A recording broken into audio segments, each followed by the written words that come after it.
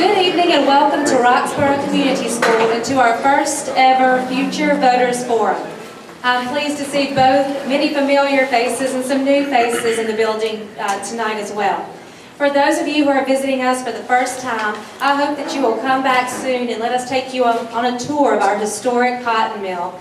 And for our familiar faces and loyal supporters, we thank you for joining us tonight, and we are pleased to report that our 9th year is off to a dynamic beginning. We have reached full capacity, opening school with just over 700 students this year, plus more on our waiting list. Our capital campaign is beginning soon to restore the final section of our historic cotton mill to full functionality by adding a gymnasium, a multi-purpose room, and additional fine arts space. Our first cohort of AP Academy students are off to a very strong start, studying diligently and also planning for their first community service project. It is their desire, that type of desire to persevere and to excel and to give back to their community that gave this school its grassroots beginning, and that same spirit that allows us to continue to thrive today. Our students here are a shining example of why we should be so proud to live in Person County. Their inner drive to serve their community makes a difference here and abroad, and that same ambition is on display tonight. Our own 11th grader, Clay Fox, has been volunteering with the Person County GOP, where his passion for politics has blossomed. This forum was in fact born from his volunteer experience there. We appreciate tonight the candidates from both political parties that were willing to come together to educate our students on the power of the vote in a democratic society.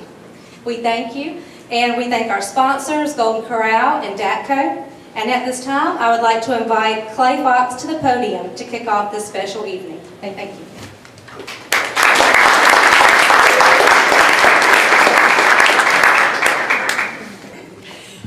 Hello.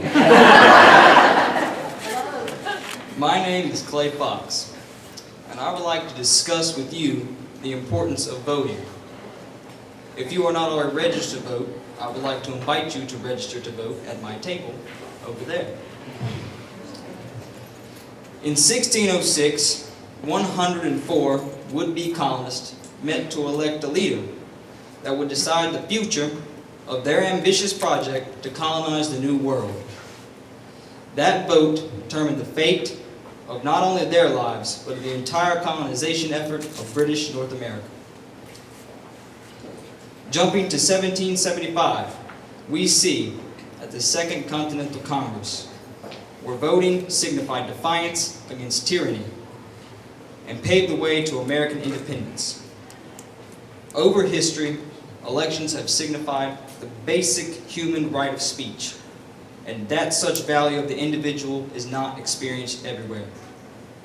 Throughout history, we can see that only the most feeble of empires have not respected the process of voting.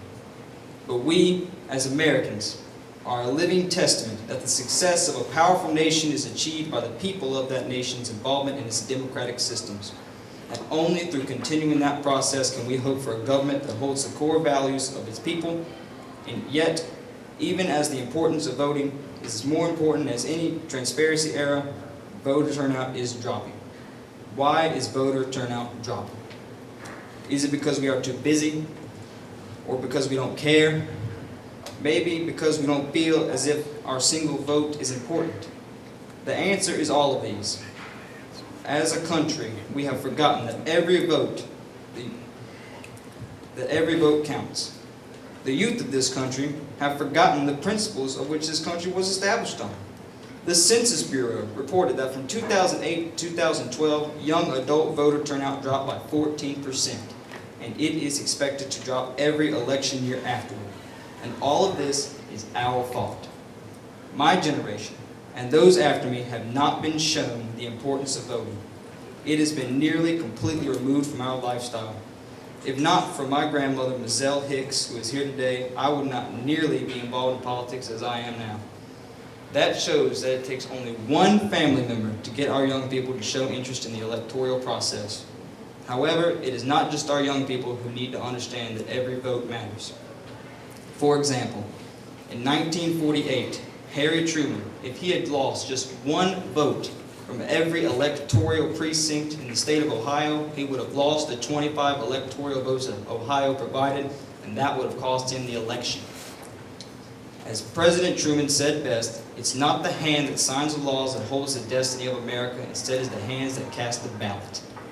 My conclusion is that voting is a privilege, and this privilege is craved by others, and we owe it to the past, the future, as well as those who wish they had the right to vote, that we should vote.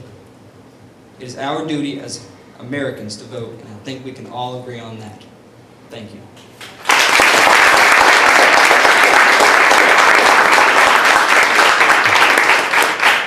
I would like to introduce our student moderator, Ms. Anderson Clayton.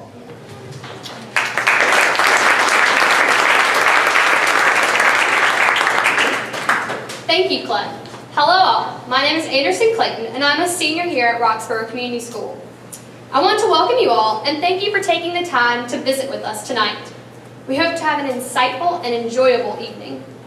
My classmates that are joining me here tonight are attending to learn more about their most important civic responsibility, voting. This is the one time in an adult's life he or she has the opportunity to influence government in a positive way through voting. My thanks to each one of the candidates for joining us and sharing their perspectives on what can make our community and state a more productive environment that serves all citizens. At this time, I would like to invite Mr. Kendrick forward to begin our introductions.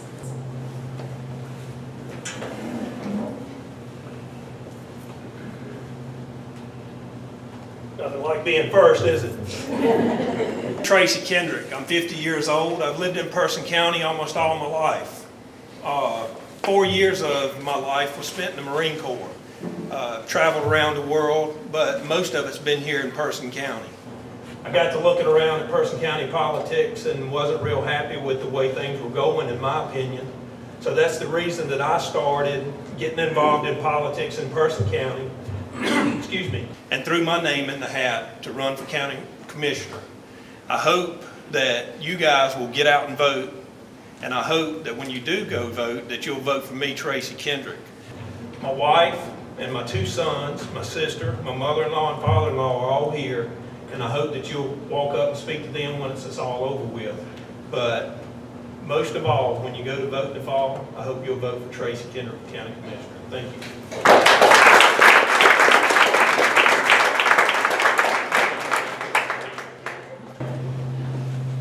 Sorry about that, I didn't catch that part of that. I want to thank RCS for hosting this tonight, and I think it is very important that the young folks in this school took this on as a challenge. All of us have to get a start somewhere.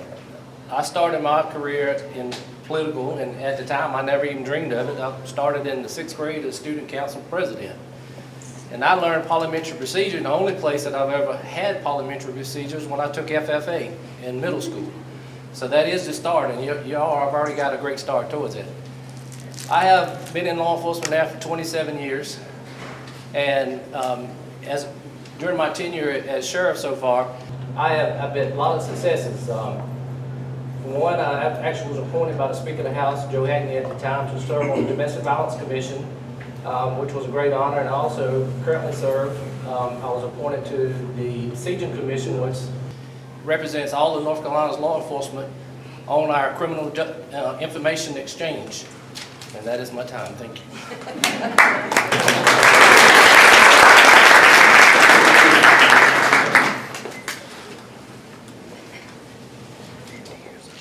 Good evening, I'm Mike Woodard, and it's always a great pleasure to be here at Roxboro Community School.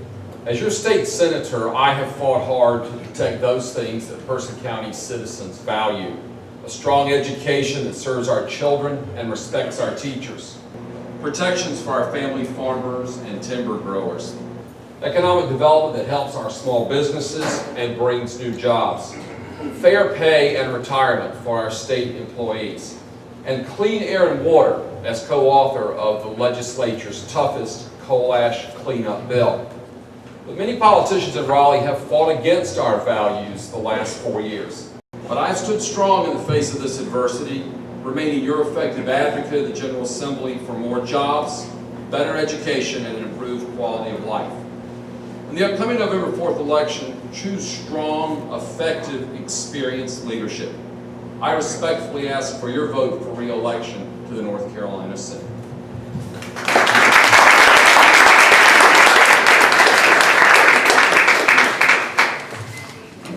Good evening, I'm Donald Long. I'm 57 years old, and as someone once said, I won't boast about my opponent's youth and inexperience.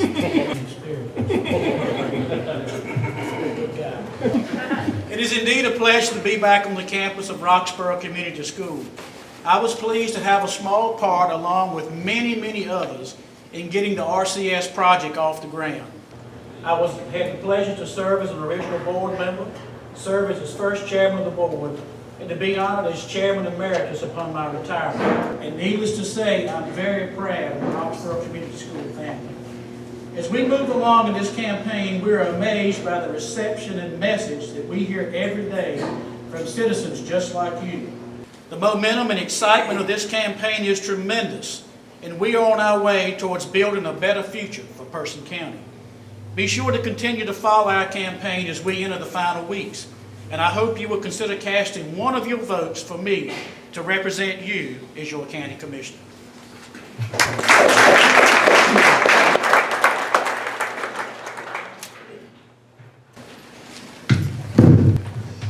Hello, I'm Larry Yarbrough, and I want to thank you all for having this great forum.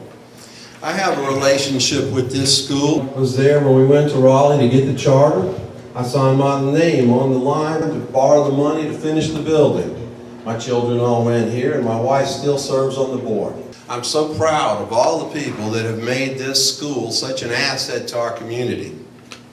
I'm working on another project that I think will be a great asset to our community. If I'm elected to be your representative, I will use my experience and accomplishments to help benefit us from Raleigh. And I do have experience and accomplishments.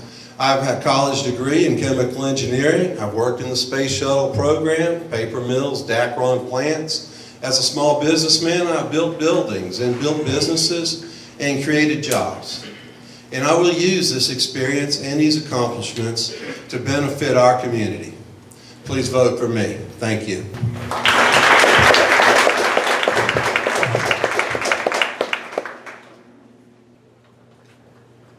Good evening. My name is Herman Joubert, and I am your conservative Republican candidate from North Carolina Senate District 22.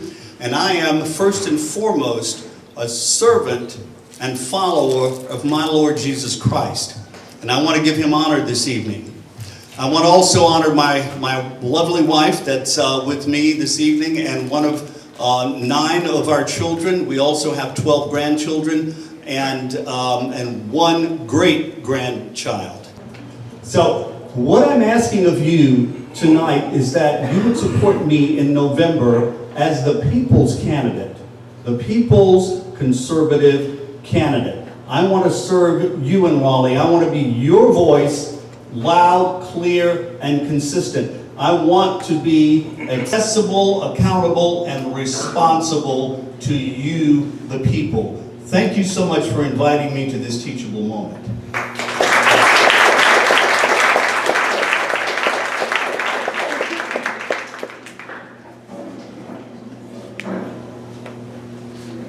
Good evening, everybody. Good evening.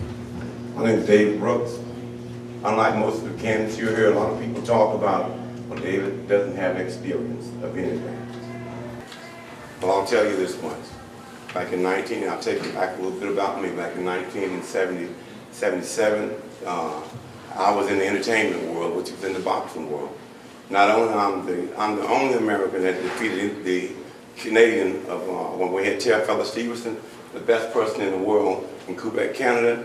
And bottom line is, I'm David Brooks. I have a lovely family here in Person County. I'm here because I want to see things done right. We have extremely too much break-ins, too much activity going on that's in Person County that's destructing the good people that live in Person County. The cases are not being solved. This is why I'm trying to be on the Sheriff Department to help you protect your safety, your property, and to make sure that we can solve problems, more than one problem, Thank you very much.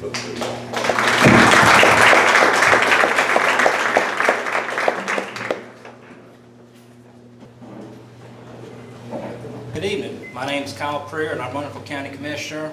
And since all the other commissioner candidates gave their age, I am 34. First, I'd like to thank the community school for hosting this event. This school is a valuable asset to our county. I actually serve on one of the Raise the Roof committees, and I've personally seen the value that this school brings to our community. I'm running for re-election because I want to continue to serve as a conservative voice for the Board of County Commissioners. I love this county. I was born and raised here. I was recently married, and I'm going to raise my family here. Over the past 8 years, I have made decisions on how to make Person County a better place to live. However, there are many challenges facing this county, and I want to continue to be a part of the solution. Over the next 4 years, I will keep jobs, funding our schools, and public safety a top priority, while keeping a watchful eye over your tax dollars. Those are the same priorities that I had 8 years ago when I was first elected, and they are the same today. On November 4th, I ask for your vote for County Commissioner. Thank you.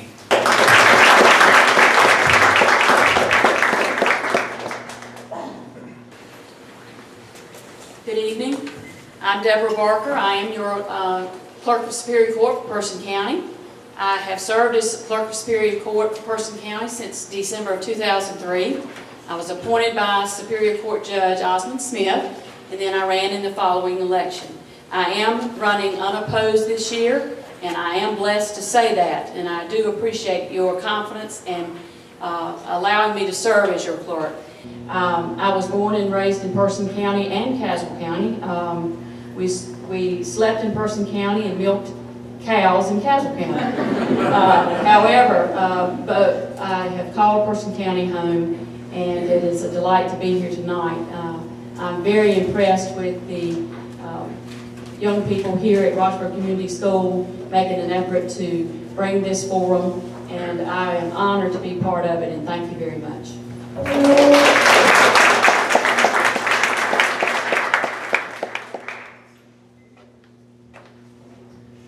My name is Jason Torrey, and I'm running for County Commissioner, and like everybody else, I'll give my age. I'm 32 years old, so I'm the young, vibrant candidate in the race. I'm from Person County, born and raised. I went to Person High School.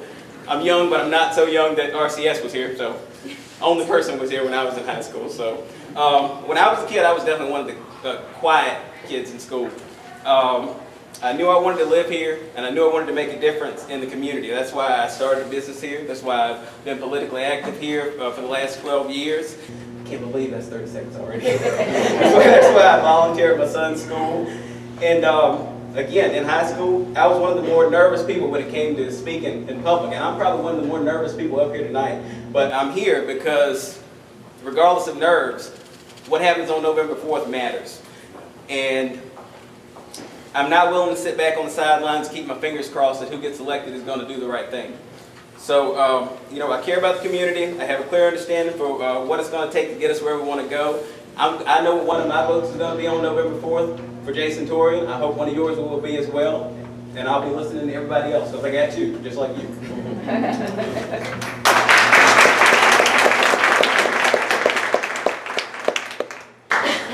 I guess I'm the youngest up here. I'm 31. We had a contest. I guess I won. Someone asked me, and I grow my goatee to look older. But I, like the sheriff, started in school. I was elected in 6th grade as sergeant officer. Beat out 6 girls for that position. So I served as president of FFA, and I'm very fortunate and honored to serve currently as your county commissioner, vice chair to the board, first Person County commissioner ever served as president of the North Carolina Association of County Commissioners, and the first commissioner from North Carolina to ever serve as chair of the Rural Action Caucus, which covers about 2/3, about 3,069 counties. So I'd just like many other candidates, thank you all for having this forum. It is very important for our youth to get involved, as Clay said earlier, and I'm just so honored to be here and honored to serve you.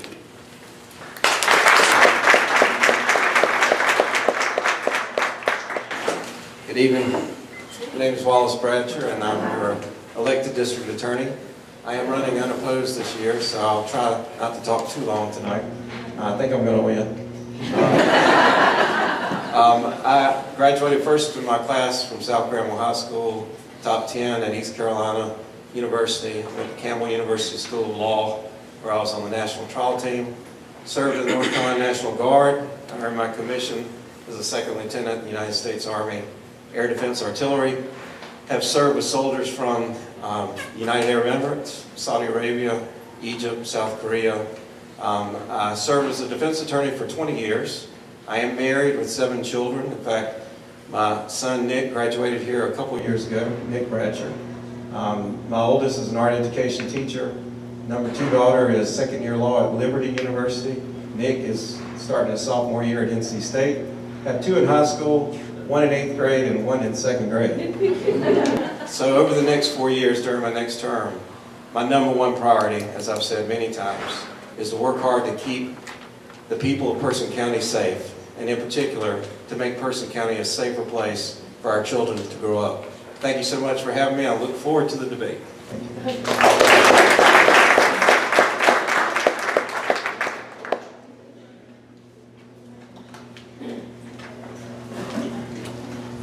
We're now going to begin our questions of the evening. First will be Ms. Barker for Clerk of Court position.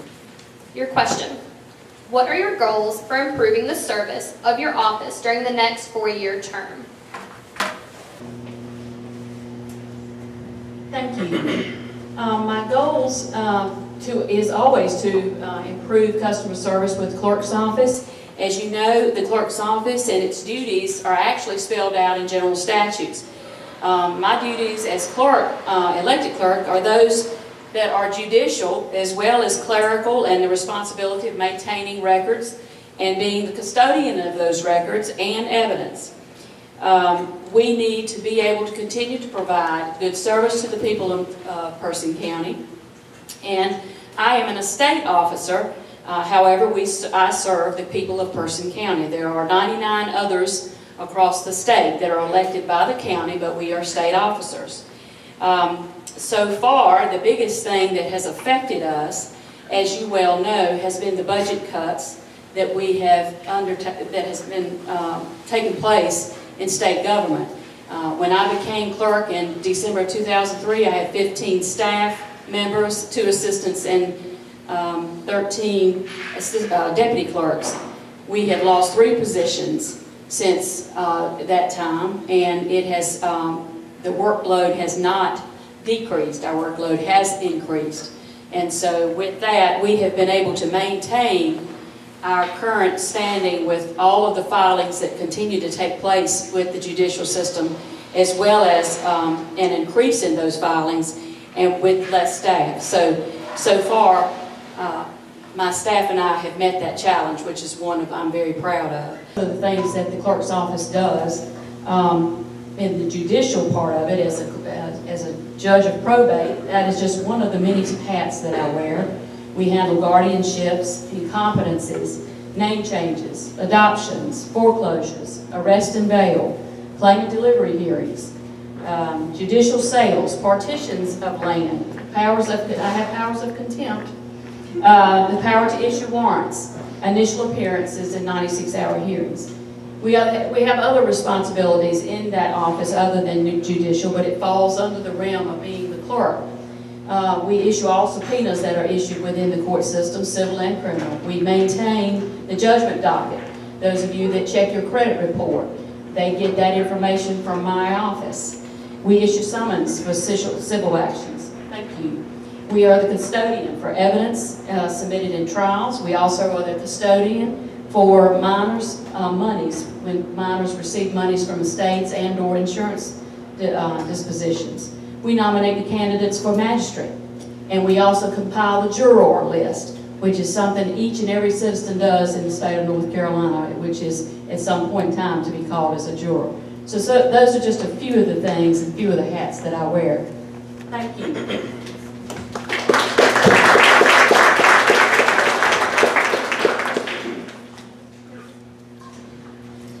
Next, we will have District Attorney Mr. Bratcher. How would you prosecute a case in which a teenager was texting and driving and accidentally killed someone?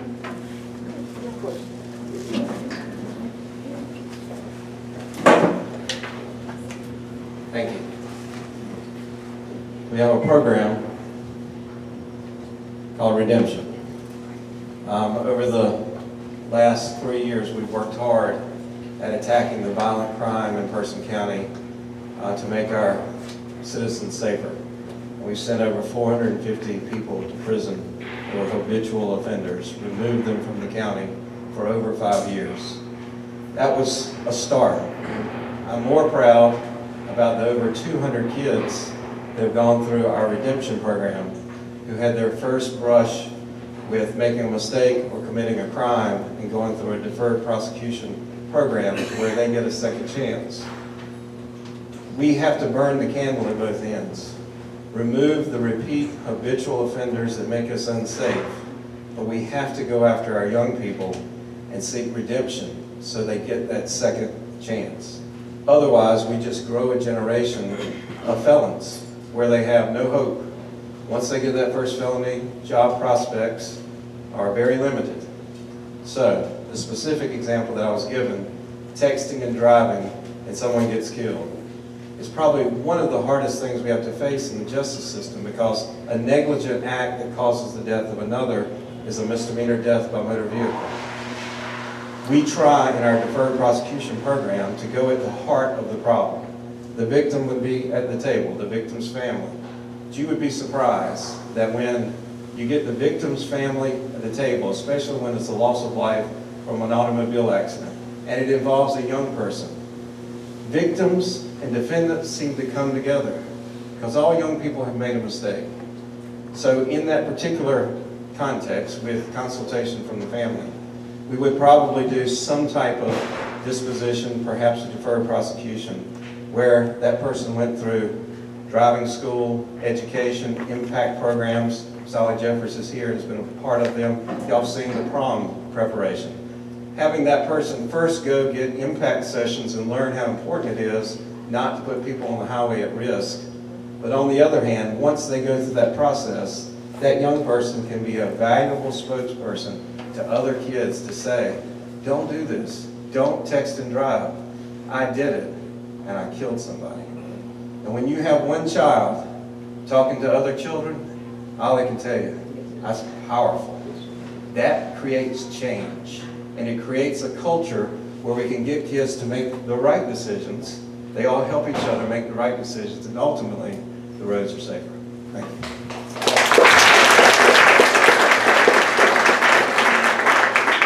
Next, we'll have the candidates running for sheriff. We'll start with Mr. Brooks and then go on to Sheriff Jones. What steps can be taken to prevent repeat offenders?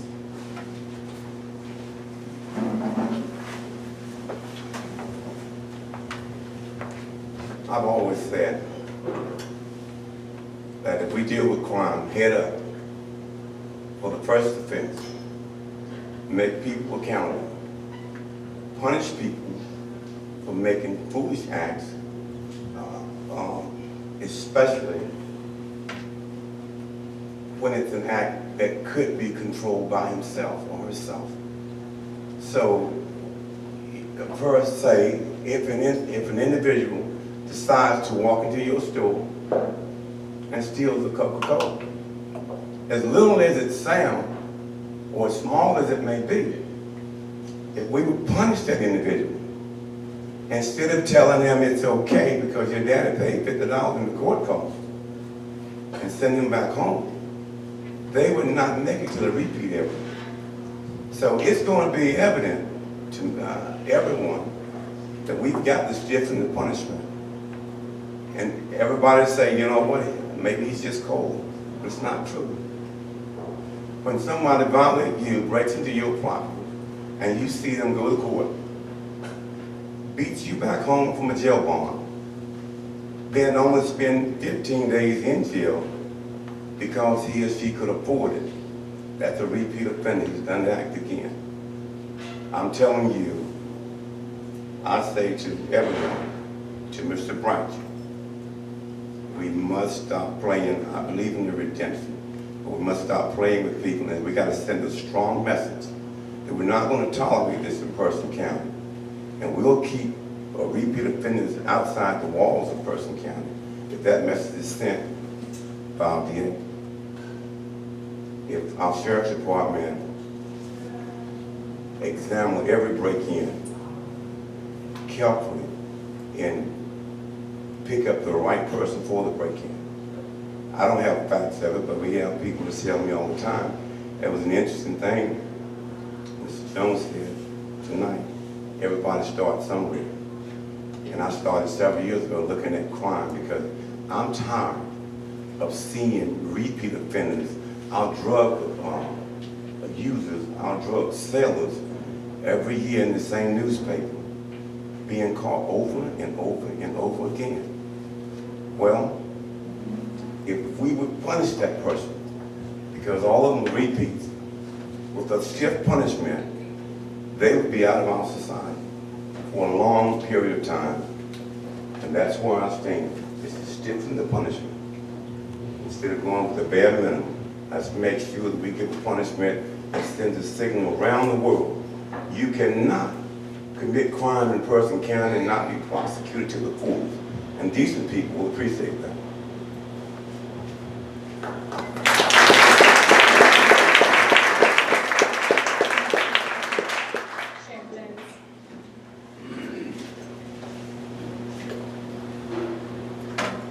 Repeat offenders are definitely an issue that we actually deal with. It's sad to say, but most of the time, if I could afford to do it, or if we had enough positions, I'd start every one of my officers in jail because they get to learn who they're going to deal with pretty much the rest of their career. I agree with the punishing somebody so they don't reoffend. Our hands are tied. Mr. Bratcher's hands are tied. We have structured sentences. There's only certain. It actually always goes all the way up to legislation to change to be able to stop some of this. Some of the repeat offenders can be stopped by getting help that they need to get away from drugs and commit different crimes. This can be done many different ways. There's a bunch of youth here today. You've ever heard of teen court, but if you was to get in trouble, it could be a criminal charge. But in lieu of doing a criminal charge and having you affected the rest of your life, the thing that they're doing in the courts is teen court, and you actually go through and it's a mock trial where you actually, the one that's actually charged, they become the judge at some point in time, actually presiding over a court just like it would be in a real court session. But at the end of it, if you successfully complete it and you don't have a record, we hope that you learn from that, to keep your weight from being a repeat offender. Learn from that, to keep your weight from being a repeat offender. It is a main problem. People do commit crimes over and over and over, and it's sad to say, but like I said, we present the cases that we have, and we've had a great working relationship with the DA's office, and we are beginning to send more and more people to prison to get long sentences of time, and it's doing that, our crime rate is falling in Person County. It's down 20% over the last few years, and that's, we want to keep it going that way, and to make Person County a much safer place for us to live and work.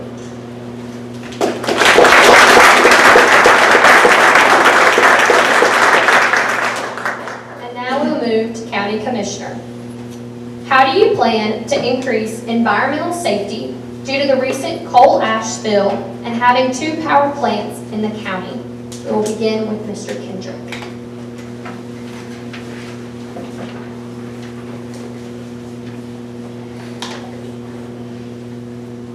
If you don't know, I work for Duke Energy, and I really don't have a plan for coal ash spills because right now we have rules in place that are set by DENR and the EPA. Let's see if we can fix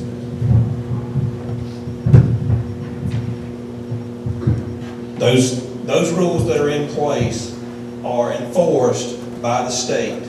We don't need county commissioners to come in, muddy up the waters, and try to make more rules on top of the rules that we already have. The coal ash spill that we had in the Dan River could have been avoided.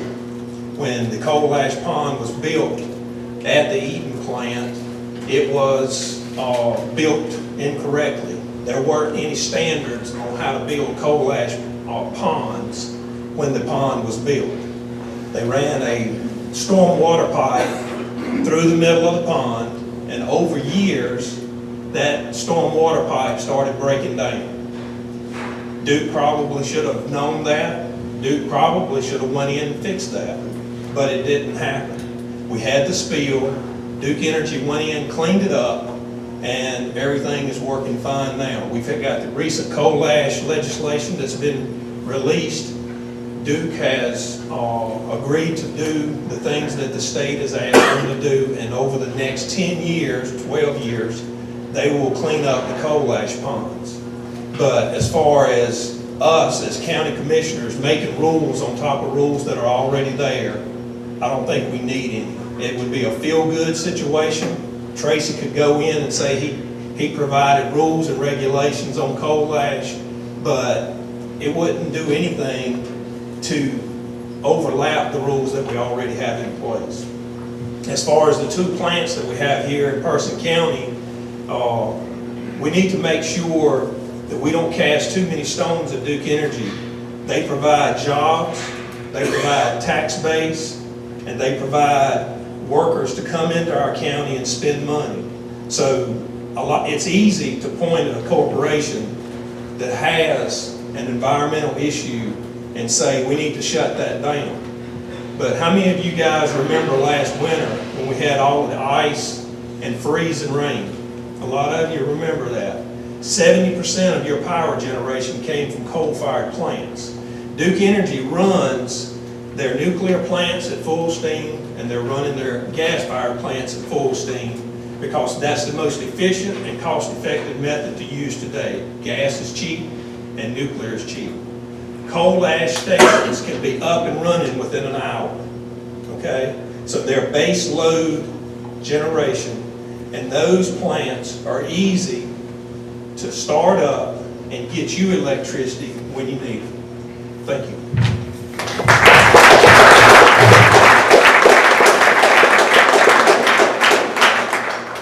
Mr. Long will be next. Ms. Clayton, after hearing from our two sheriff candidates and the DA, I'm just glad you didn't ask the question what mistakes I made. That is a very good question. Actually, we have 3 power plants in Person County. I would like to remind you that Duke Energy, with its Hyco and Mayo facilities and Capital Power, are vital, important, and good corporate citizens for Person County, and I agree with you, Mr. Chairman. They provide good jobs for our citizens. They support our tax base, and they are very involved in supporting our community.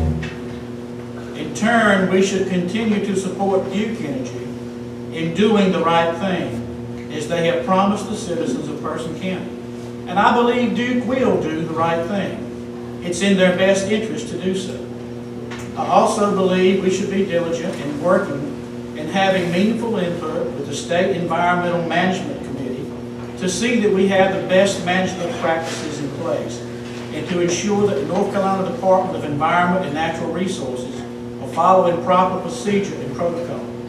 Reasonable, responsible, and accountable. Our federal agency, the EPA, is yet to rule on coal ash. In fact, they are very overdue in determining if coal ash will even be classified as toxic or not. And until that is settled, it will be difficult to move ahead on the coal ash issue.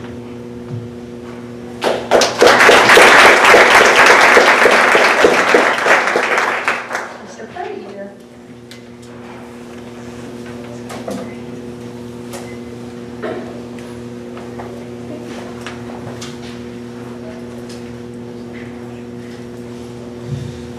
First of all, we need to keep a strong partnership with Duke Energy.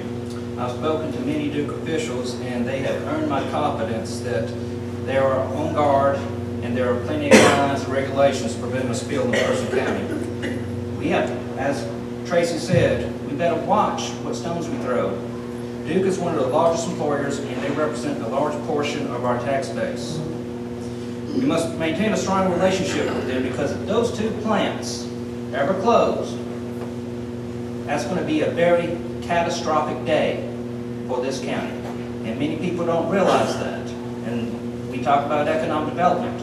That should be a big plan, what to do in the event, because those plants, I hope they last forever. But there may come a time when they're not going to be there. We talk about the coal ash that was possibly coming to our landfill. We had a resolution that was passed several months ago. I voted for it, but it was meaningless. It had no power to it. If you want to control what goes coal ash or what is going to our landfill, you have to negotiate a new contract with the landfill, Republic Waste Services. That comes up in 2017.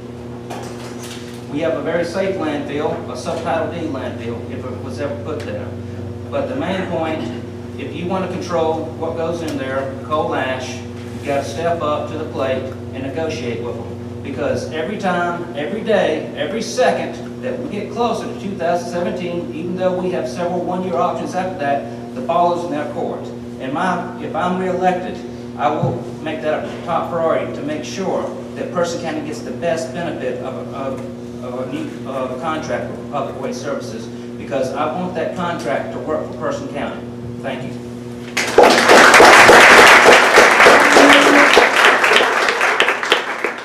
And lastly, Mr. Torian.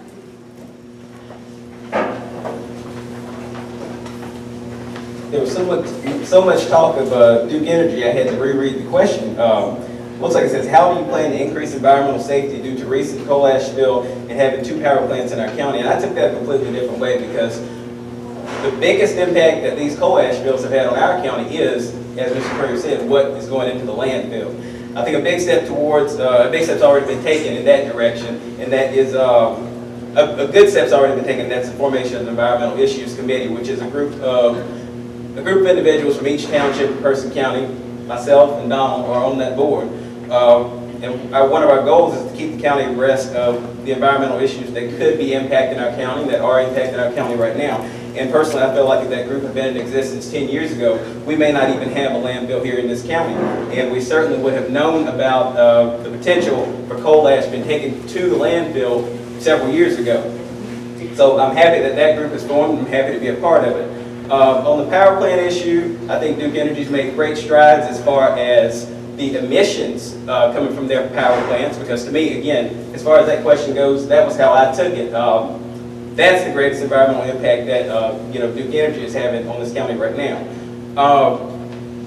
The only way to truly address the coal ash issue in general is to move towards renewable energy.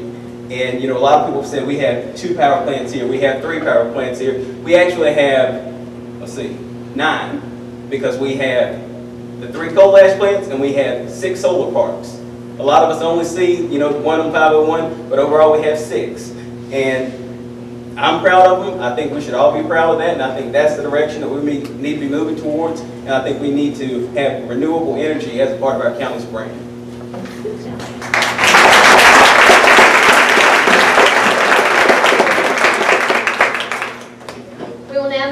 Candidates for State House of Representatives. We'll start with Mr. Jeffers and move on to Mr. Yarborough. North Carolina's unemployment rate is currently 6.8%. How are you going to create jobs for North Carolinians?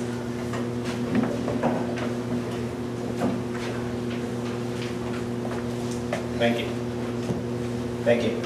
As president, immediate past president now, but as president of the North Carolina Association of County Commissioners, you get privilege of picking your initiatives for that year that you want the state and all 100 counties to concentrate on. And I chose economic development because I understood how important it was not only to Person County, but to the state in a whole. Because right now we see a lot of jobs going away from our rural areas and going around the urban areas. You see a lot of jobs, a lot of companies going to Cary, Raleigh, and Charlotte, and very few coming this way in the rural areas. Right now we send 46%, almost 46% of our citizens across the line every day to work outside the county. What I feel that Person County needs is an identity. And that means we know we used to be textile, we know we used to be this, we know we used to be that, but what do we want to be for the future?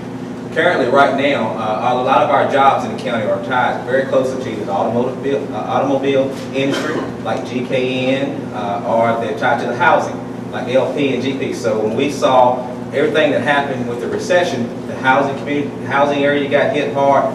And we know what happened with all the big-time automobile dealers. They got hit, so Person County got hit hard.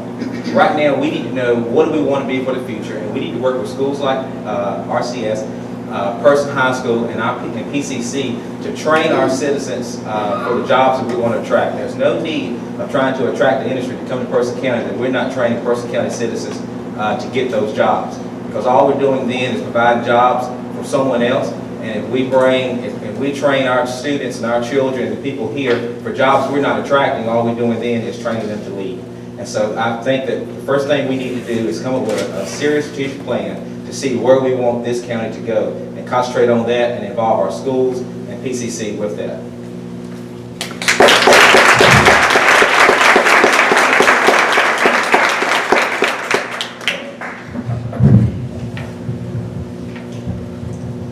After the recession, North Carolina had one of the highest unemployment rates in the nation. Then the Republicans took over, they lowered taxes, they cut some of the regulations, and the drop in unemployment was one of the fastest in the nation. Unfortunately, we have not seen that up here. And that's what I want to go work on. I want to go to Raleigh, and I want to work with the leaders in Raleigh to bring some of those resources that are in Raleigh back here to Person County. The fact of the matter is, the power is controlled in Raleigh by the Republican Party. If a Democrat is elected to this seat, we will not get those resources. We will not even be at the table with those resources. Small businesses create 80% of the jobs in our economy. As a small businessman, I know what we need to help small businesses thrive and to create jobs here, which is the most important thing that we need in our community. We also have to get rid of some of the regulations. This Falls Lake watershed rule that they put on us has got us paying for Raleigh to have cheap water, while we are not been proven to have caused the problem in the first place. I will work to see that that regulation is pulled back and that our people have an opportunity to develop the southern part of our district as well as the rest of it. Thank you.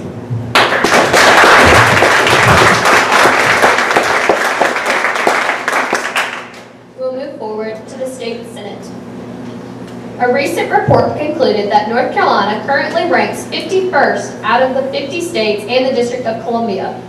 What would be your top 2 priorities to improve the state's ranking? And we'll start with Mr. Joubert and move on to Senator Woodruff.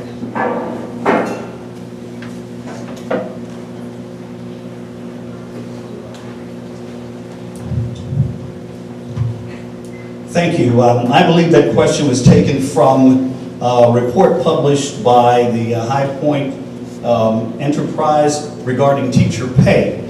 Is that correct?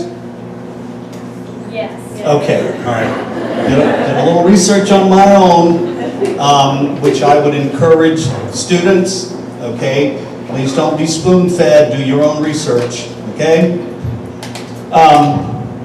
Obviously, this would be directly related to jobs and the economy. We need more people back to work. This will only happen when unnecessary regulatory burdens are lifted from the backs of small businesses, reducing the cost of doing business, thereby allowing them to expand and hire more workers. Secondly, we have to take a serious look at hydraulic fracking as not only energy independence for North Carolina, but the next big job boom for putting many of our unemployed, underemployed into gainful employment and self-reliance. In other words, more taxpayers mean more money for doing more things. Simple. Thank you so much.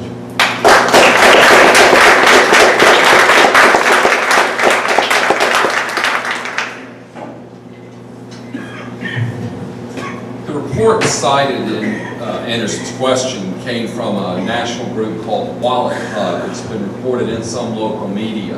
And they use 14 objective data to rate the best and worst places for teachers to live and have their career. So that was actually the study that was there. So they're evaluating, they're telling teachers where to go work. Sadly, North Carolina ranked 51st behind all of our other states as well as the District of Columbia. So that's the issue we've got, is that we're the worst state now for teachers to come and make their career. It's beyond just pay. We've heard a lot about that in this election cycle. And that's certainly one of the questions that's before us. But I would suggest to you, beyond pay, it's also the resources that we give our teachers. When you see cuts to the education budget all across the board, you're finding that our teachers are struggling a great deal. When the social studies teacher at Bartlett Yancey High School has 36 students in his class this year and 16 textbooks, that's demoralizing to what he has to do with his career. And he can't let his students take those textbooks home. When we cut $3.3 million out of the state school bus budget this year, we're making school buses drive now over 200,000 miles before they can be replaced. We're forcing local school boards to make very serious decisions about school transportation. I received an email from a parent in Union County a few weeks ago. The elementary school bus she puts her children on seats 3 and 4 students per seat. When these buses start breaking down, your school board's going to have to find ways to replace it. And where are they going to come? It's not to Raleigh. We've taken $3.3 million out. We've told them, we've turned the spigot off. They're going to have to come back to the county commissioners. And that's going to be your property taxes when we do things like that. We are under-resourcing our public school systems now. Pay's part of it. And don't get me wrong there. When we take the longevity pay out, when we take away credit for master's degrees. Oh, by the way, we were 51st in the wallet hub place of teachers to work. The number 5 state in the country was Virginia. And I think you all have seen the flight of teachers from Person County schools being a border county. We average losing 20% of our teachers every year over the last 3 years out of the Person County schools. Think about that. If you lost 20% of your employees in your job each year, somebody would be demanding a change. And we need to make a change to make it better for our teachers to work.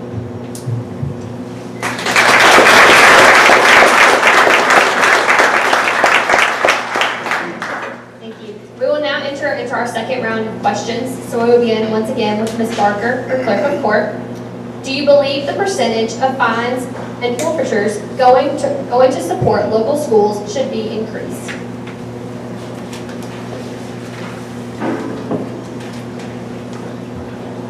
Fines and forfeitures are rendered, well, court fines are rendered by judges.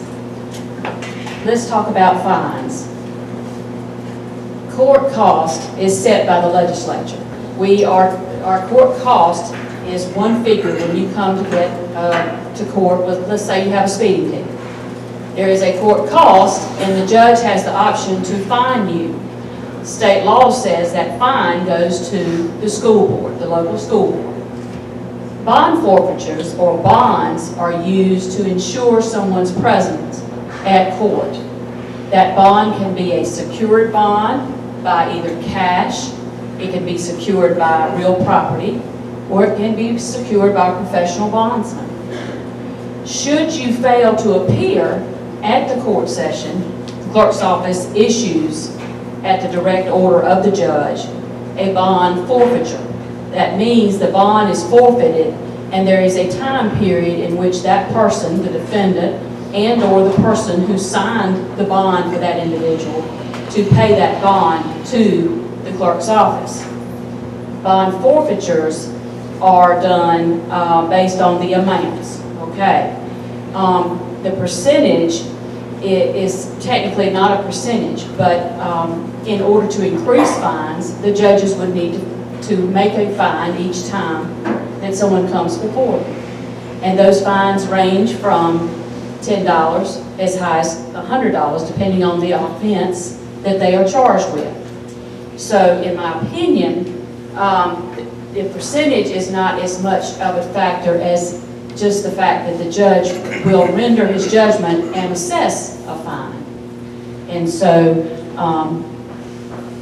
I believe that would require a change in statute if we were to do that. Judges certainly increase the amount of fines. However, we see more and more defendants coming to court who have the inability to pay. Again, let me reference again, poor economic times causes sometimes the crime rate to increase, which also means the crime rate and the defendants having no job have no ability to pay. So the only recourse that we sometimes have is the Division of Motor Vehicles on any kind of traffic matter is doing a civil revocation, which means if you fail to pay the court costs, then your licenses are suspended. If you fail to come to court on a restitution issue, then a show cause is issued by the judge. So we don't see an influx so much of bond forfeitures here in Person County, but we do see and have seen a decline in the fines. Thank you.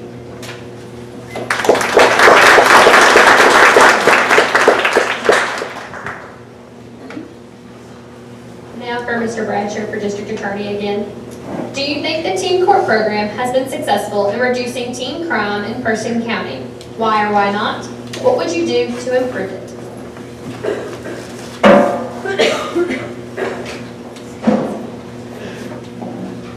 Thank you.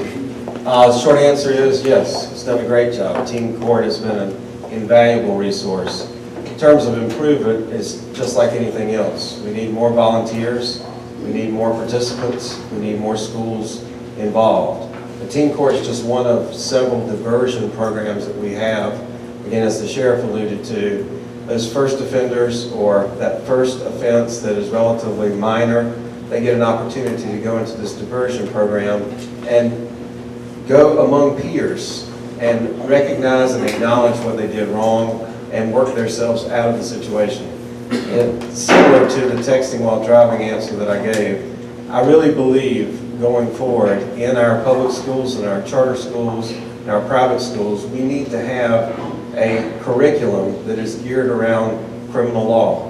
We need to have young people in 7th and 8th grade learning the law, like assault and what's a larceny and what's the consequences of possessing controlled substances, how a felony impacts your future. I really believe we need to get to our young people sooner so they can appreciate the consequences of their actions. But teen court is one shining example of a diversion program where we get a hold of young people, they get an opportunity to turn themselves around. Let's think of it as a community. We're all here tonight in a great, successful school. Over the last 3 years, the sheriff's leadership and Chief Boycher and myself, the public safety team we pulled together, we have become very effective in terms of investigating and prosecuting defendants. The state was losing 7 out of 10 jury trials when I took office. I've personally done over 100 jury trials in the last 3 years, and I've lost 3 cases. We have reestablished dominance in the courtroom, and we are sending the habitual offenders away. But that's not the end of the story. Now that we have reclaimed our streets and reclaimed our courthouse, we have to invest in our young people. The answer is not to continue to be really good at sending people to prison. We need to start with our younger generation and help them to make the right choices, to grow a generation of law-abiding young people who help as peers, like in teen court, to not commit crimes. Growing that younger, law-abiding generation is the key to a safe community. So, we have laid out the sword. We have sent the message. If you're a habitual offender, you're going to go to prison. You're going to get caught and sent. But let's also reach out to our young people and say, it doesn't have to be that way.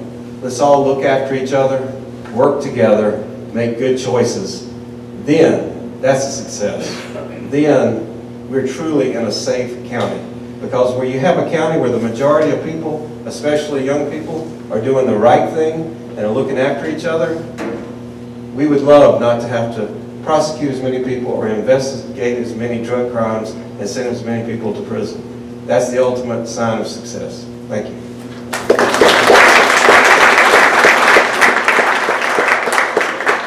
And now to the candidates running for sheriff. How big of a problem is texting and driving in Person County, and what do you plan to do to make it better? We'll begin with Sheriff Jones, and then go to Mr. Brooks.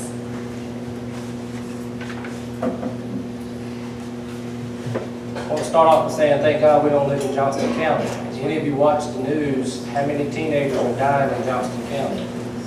They have a tremendous law enforcement there as well. like to be they have more issues with this type of crime. Texting and driving is a very big issue. We go down the roads every day and we see people doing it. This is something we're going to need help with our legislators in the General Assembly. When this law was enacted into effect, all we need to stop a vehicle is reasonable suspicion. And we don't have to have probable cause. It's one less step. At the beginning, when this law was enacted, we could have stopped the vehicle based on what we saw, knowing that they was probably texting. Would have had took that phone and looked at it, and could have looked at the date and time to confirm if they were or were they not texting while they were driving. Well, this law changed right after this happened, and now it takes us getting a search warrant to be able to go into that phone. So the law that they put in effect for us to enforce is now, the other laws have changed to work against us.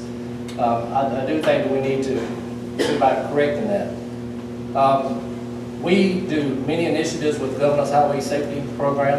We have to lean on grant funds to be able to have equipment and do different things to support, what we're not being able to get through the county.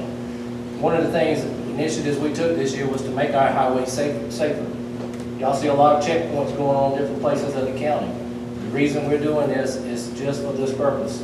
Check people that are wearing the seat belts, check the people that are texting while driving, checking for people that are actually driving under the influence. So we're doing that, and like I said, we are very fortunate. We've had a couple of fatalities here, but thank goodness our numbers are way less than some of our surrounding counties.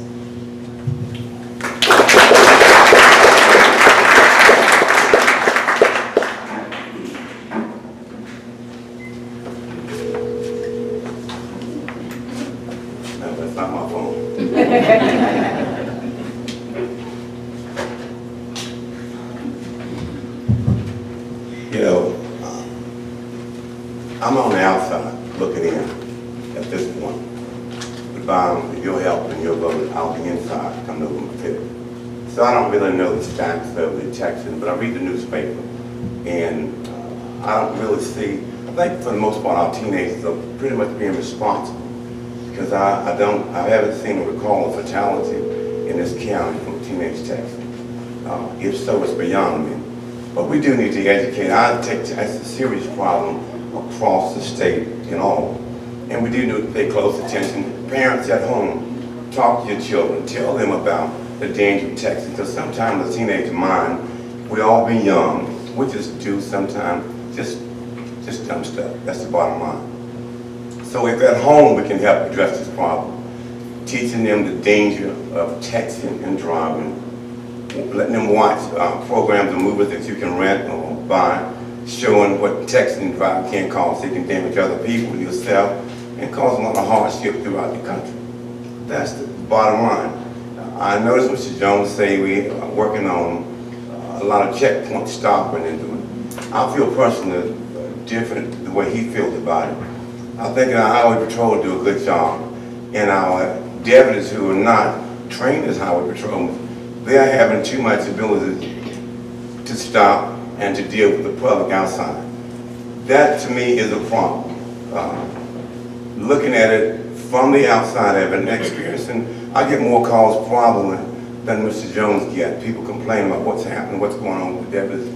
If you have anybody that's not trained in speed, not trained in areas to do a job, they're not going to be as good at it. We have a real good highway patrol system here.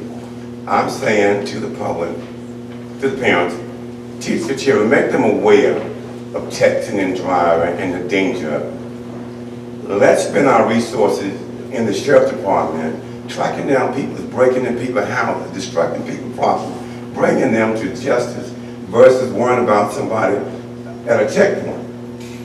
Eventually, if we would spend the money doing that, we would be in a lot better shape. We wouldn't have as many people. I've checked the FBI reports. Crime in Person County per 1,000 people is twice as high as it is in all 99 counties around the state. That doesn't make sense when we have a sheriff that's doing a good job, when we have a prosecutor sending people away. Yes, I'm a person who believes in stiffer punishment.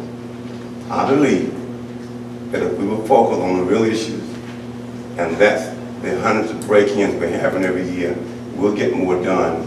And let our parents start at home teaching the children about texting and driving. Make it okay with them. The teenagers take the phones away from them. That's what I do with my children. Well, I did it with my children. Thank you very much.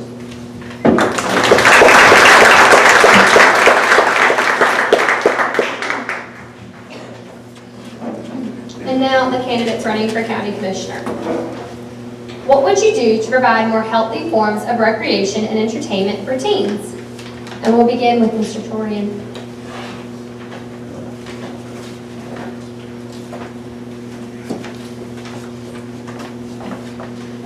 Well, I think the obvious answer to this question is to get the rec center built that we voted for in 2008. But, you know, I think another thing we need to look at is we have several different pools in this community already. And I think in some sense they need to be brought out of the shadows because, I mean, people move here and a lot of people don't even realize that we have several pools here. A lot of young people don't realize that we have several pools here that are private. And for many different reasons, people don't go to them. Some people have said that it's race, could be part of the issue, but they need to be brought out of the shadows. People need to know they're here. Beyond those types of things, rec center pools, we got to be honest about what teens like to do. Teens like to hang out and like to spend their money and like to spend their parents' money. So kids walking around Walmart, that's not unique to Roxboro. In Durham, they're walking around the mall. In Raleigh, they're walking around the mall. So that's just what teenagers do. So I'd say let's give them some more places to go. Let's invest in revitalizing Uptown Roxboro so they'll have places to go, businesses to go to that don't close at 6 o'clock at night. Let's find some retail partners. Let's find some retail partners for Palace Point out on 501. Another place for them to hang out. And just remember that teenagers are almost adults. So what they're doing at 18, they're creating habits that are going to continue when they're 25, looking for a place to live. So if they were hanging out in Raleigh and Durham at 18, they're going to be looking for an apartment to live in Raleigh or Durham when they're 25. So just keep that in mind when it comes to recreation for teens.